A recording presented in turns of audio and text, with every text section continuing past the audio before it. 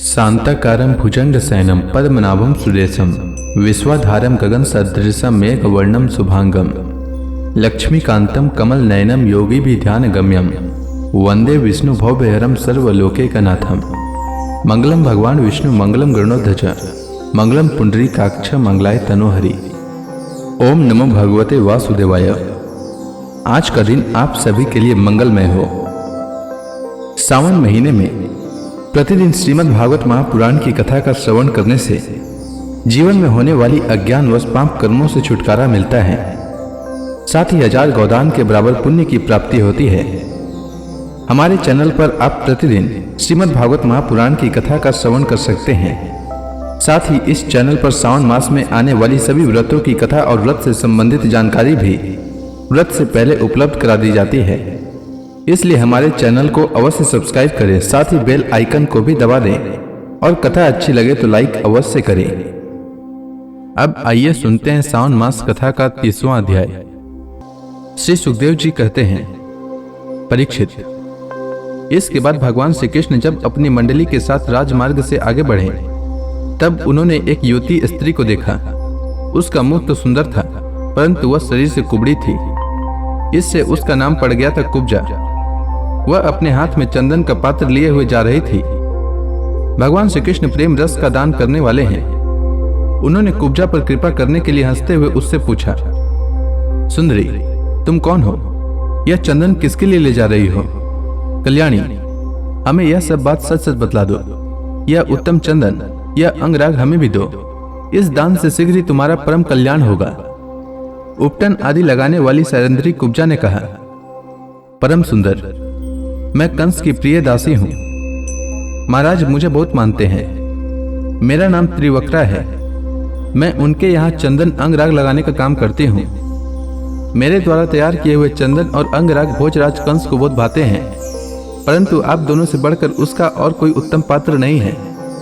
भगवान के सौंदर्य, सुकुमारता, रसिकता, मंदहास्य, प्रेमाला और चारु चितवन से कुब्जा का मन हाथ से निकल गया। उसने भगवान पर अपना हृदय न्यौछावर कर दिया। उसने दोनों भाइयों को वह सुंदर और गाढ़ा अंगराग दे दिया। तब भगवान श्री कृष्ण ने अपने सांवले शरीर पर पीले रंग का और बलराम जी ने अपने गोरे शरीर पर लाल रंग का अंगराग लगाया तथा नाभि से ऊपर के भाग में अनुरंजित होकर वे अत्यंत सुशोभित हुए। भगवान श्री कृष्ण उस कुब्जा पर बहुत प्रसन्न हुए। उन्होंने अपने दर्शन का प्रत्यक्ष फल दिखलाने के लिए 3 जगह से टेढ़ी किंतु सुंदर मुख वाली कुब्जा को सीधी करने का विचार किया। भगवान ने अपने चरणों से कुब्जा के पैर के दोनों पंजे दबा लिए और हाथ ऊंचा करके 2 उंगलियां उसकी ढोड़ी में लगाई तथा उसके शरीर को तनिक उचका दिया। उचकाते ही उसके सारे अंग सीधे और समान हो गए। प्रेम और मुक्ति के दाता भगवान के स्पर्श से वह तत्काल विशाल नितंब तथा 3 पयोधरों से युक्त एक उत्तम युवती बन गई। उसी क्षण कुब्जा रूप, गुण और उदारता से संपन्न हो गई। उसके मन में भगवान के मिलन की कामना जाग उठी। उसने उनके दुपट्टे का छोर पकड़कर मुस्कुराते हुए कहा, वीर शिरोमणि, आइए घर चलें। अब मैं आपको यहाँ नहीं छोड़ सकती, क्योंकि आपने मेरे चित्त को मथ डाला है। पुरुषोत्तम, मुझ दासी पर प्रसन्न होइए। जब बलराम जी के सामने ही कुब्जा ने इस प्रकार प्रार्थना की, तब भगवान श्री कृष्ण ने अपने साथी ग्वाल बालों के मुंह की ओर देखकर हंसते हुए उससे कहा, सुंदरी, तुम्हारा घर संसारी लोगों के लिए अपनी मानसिक व्याधि मिटाने का साधन है। मैं अपना कार्य पूरा करके अवश्य वहां आऊंगा। हमारे जैसे बेघर के बटोहियों को तुम्हारा ही तो आसरा है। इस प्रकार मीठी मीठी बातें करके भगवान श्री कृष्ण ने उसे विदा कर दिया। जब वे व्यापारियों के बाजार में पहुंचे तब उन व्यापारियों ने उनका तथा बलराम जी का पान, फूलों के हार, चंदन और तरह तरह की भेंट उपहारों से पूजन किया। उनके दर्शन मात्र से स्त्रियों के हृदय में प्रेम का आवेग, मिलन की आकांक्षा जग उठती थी। यहाँ तक कि उन्हें अपने शरीर की भी सुध नहीं रहती। उनके वस्त्र, जूड़े और कंगन ढीले पड़ जाते थे तथा वे चित्रलिखित मूर्तियों के समान ज्यों के त्यों खड़ी रह जाती थी। इसके बाद भगवान श्री कृष्ण पूर्ववासियों से धनुष यज्ञ का स्थान पूछते हुए रंगशाला में पहुंचे और वहां उन्होंने इंद्रधनुष के समान एक अद्भुत धनुष देखा। उस धनुष में बहुत सा धन लगाया गया था। अनेक बहुमूल्य अलंकारों से उसे सजाया गया था। उसकी खूब पूजा की गई थी और बहुत से सैनिक उसकी रक्षा कर रहे थे।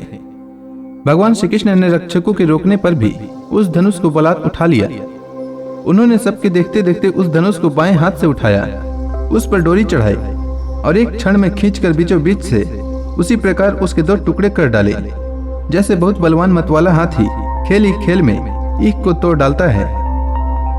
जब धनुष टूटा तब उसके शब्द से आकाश, पृथ्वी और दिशाएं भर गई। उसे सुनकर कंस भी भयभीत हो गया। अब धनुष के रक्षक आतताई असुर अपने सहायकों के साथ बहुत ही बिगड़े। वे भगवान श्री कृष्ण को घेर कर खड़े हो गए और उन्हें पकड़ लेने की इच्छा से चिल्लाने लगे, पकड़ लो, बांध लो, जाने न पावे। उनका दुष्ट अभिप्राय जानकर बलराम जी और श्री कृष्ण भी तनिक क्रोधित हो गए और उस धनुष के टुकड़ों को उठाकर उन्हीं से उनका काम तमाम कर दिया। उन्हीं धनुष खंडों से उन्होंने उन असुरों की सहायता के लिए कंस की भेजी हुई सेना का भी संहार कर डाला।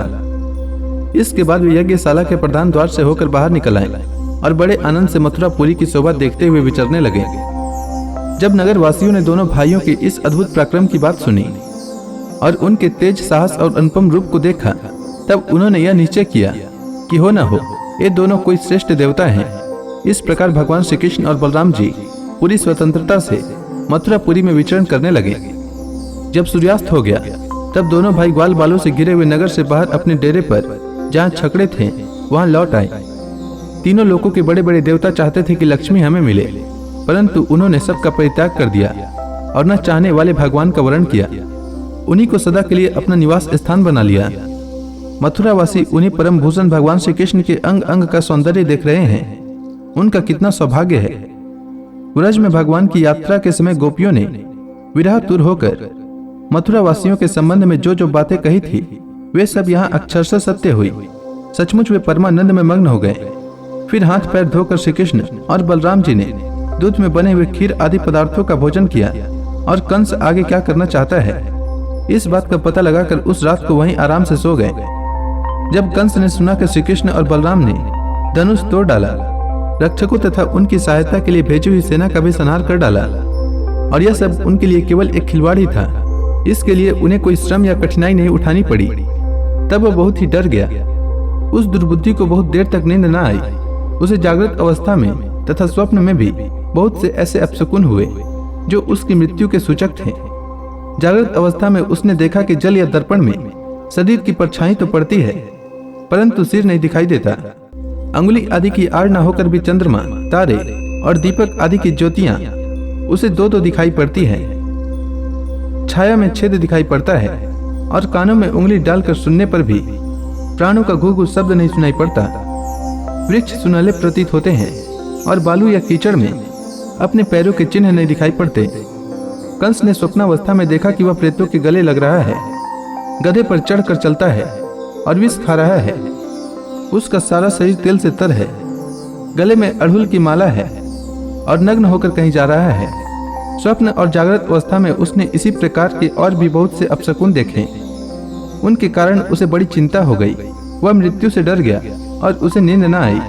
परीक्षित, जब रात बीत गई और सूर्य नारायण पुनः दिखलाई दिए, तब राजा कंस ने मल क्रीड़ा का महोत्सव प्रारंभ कराया।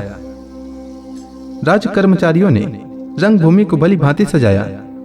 तुरी भेरी आदि बाजे बजने लगे। लोगों के बैठने के मंच फूलों के गजरों, झंडियों, वस्त्र और बंधनवारों से सजा दिए गए। उन पर नागरिक तथा ग्रामवासी सब यथा स्थान बैठ गए। राजा लोग भी अपने अपने निश्चित स्थान पर जा रटे। राजा कंस अपने मंत्रियों के साथ मंडलेश्वरों के बीच में सबसे श्रेष्ठ राज सिंहासन पर जा बैठा। इस समय भी अपशकुनों के कारण उसका चित्त घबराया हुआ था।